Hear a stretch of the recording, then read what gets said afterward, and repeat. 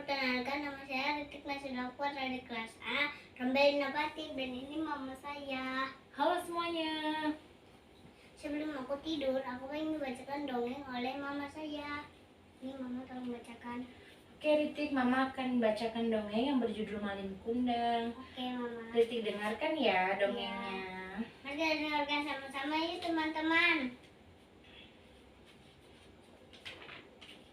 Pada zaman dahulu kala, di sebuah desa nelayan di pesisir Sumatera, hiduplah sebuah keluarga miskin yang memiliki anak bernama Malin Kundang. Pakaian mereka compang-camping, badan mereka kurus kering karena kurang makan. Malin Kundang berusia kecil dan masih dalam gendongan ibunya. Menyadari akan kemiskinan mereka, ayah Malin Kundang pergi merantau untuk mendapat kehidupan yang lebih layak. Akan tetapi, berbilang hari, bulan, dan tahun, ayah Malin Kundang tidak pernah kembali. Tinggal ibu dan anak yang malang untuk memenuhi kehidupannya. Mandai Rubaya, ibu Malin Kundang, berjualan kue di pasar. Usia Malin Kundang masih kecil, kemana-mana ia pergi bersama ibunya. Suatu hari Malin Kundang jatuh sakit. Mandai Rubaya begitu cemas dan gusar karena Malin Kundang tidak pernah mengalami seperti itu. Namun penyakit Malin Kundang semakin parah. Bahkan sakit Malin Kundang sepertinya tidak bisa diobati. Maka dijualnya segala yang ia miliki demi kesembuhan dengan mendatangkan seorang tabib dari seberang. Akhirnya Malin Kundang sembuh. Bertahun-tahun kemudian, Malin Kundang dikenal oleh teman sepermainannya sebagai anak yang baik hati. Dia suka menolong teman-temannya yang memerlukan bantuannya. Orang-orang tua perkampungan Pantai Air Manis juga mengenal Malin Kundang sebagai anak yang rajin dan baik. Aku suka membantu mama. Iya, terima kasih. Iya. Setiap harinya ia juga membantu ibunya yang sudah tua mencari nafkah dan kebutuhan sehari-hari.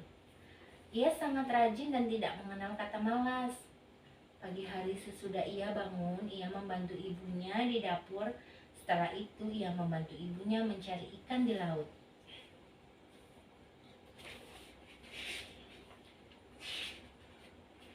Hingga suatu hari, seorang nahkoda kaya raya bersandar di pantai di kampung nelayan itu. Ia mengajak Malin Kundang untuk ikut berlayar bersamanya. Betapa senangnya Malin Kundang karena ia ingin merantau. Dia bertekad mengubah nasib dirinya dan keluarganya.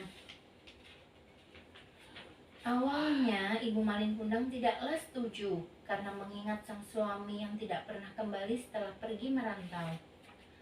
Karena Malin selalu mendesak dan bersikeras untuk memenuhi niatnya, akhirnya ibunya pun rela melepas kepergian Malin walaupun dengan hati yang sedih. Sedih nangis. Iya. Sesudah kepergian Malin Kundang, hati Mandai Rubaya begitu sedih tidak ada teman yang dapat diajak bercerita, berbicara, dan bercanda. Setiap pagi dan sore Rubaya selalu pergi ke pantai.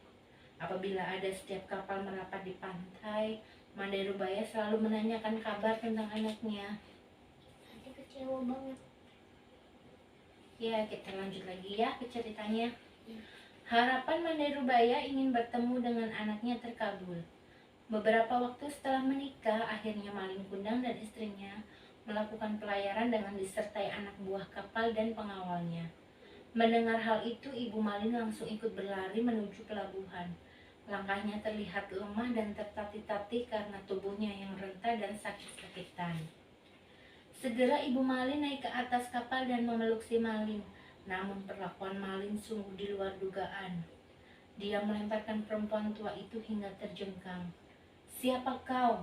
Berani-berani mengotori bajuku yang mahal ini," bentak Malin. Kenapa dikotorin bajunya? Kita lihat cerita selanjutnya. Menerima perlakuan yang sudah keterlaluan dari anaknya, ibu Malin Kundang merasa sangat kecewa. Rasa sakit di hatinya sungguh tiada terkira. Akhirnya dia berdoa pada Yang Maha Kuasa. "Ya Tuhan, Engkau adalah Zat yang Maha Adil. Jika dia benar-benar Malin Kundang, anakku yang telah lama pergi, maka untuk dia menjadi batu. Seketika langit yang tadinya cerah menjadi gelap. Angin berhembus kencang dan datanglah hujan badai yang menerjang kapal itu. Petir bersautan, ombak mengamuk. Melihat hal itu, Malin menjadi sangat menyesali semua perbuatannya. Tiba-tiba kapal mewah itu dihantam petir yang sangat besar hingga pecah berkeping dan karam. Setelah cuaca kembali normal lagi, terlihat kepingan kapal dan tak jauh dari kepingan kapal tersebut terdapat sebongkah batu yang menyerupai tubuh manusia. Konon itu adalah tubuh Malin Kundang, si anak durhaka yang terkena kutukan dari sang ibu. Pesan moral dari dongeng si Malin Kundang: sesukses apapun seseorang, durhaka kepada orang tua adalah Dan perbuatan yang tercela. pintar. Meskipun orang tua miskin, lusuh, dan jelek, tapi merekalah yang melahirkan Dan kita. Kita patut menghormati Menghormatinya. orang tua dan Menyayanginya. Dadah semuanya.